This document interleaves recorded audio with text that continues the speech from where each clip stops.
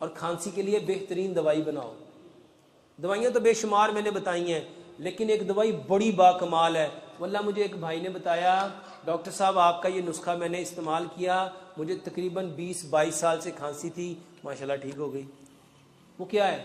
एक गिलास पानी लो, 10 बादाम, 10 छुहारे, 2 चम्मच गुड़ और 1 चम्मच हल्दी, इसको ग्राइंड कर लो। छुहारों की गुठली निकाल के उसको क्या करो, उसमें ग्राइंड कर लो, ये पानी बन जाएगा। इसको मिट्टी के बर्तन में डाल के इतना पकाओ कि 1 गिलास आधा रह जाए।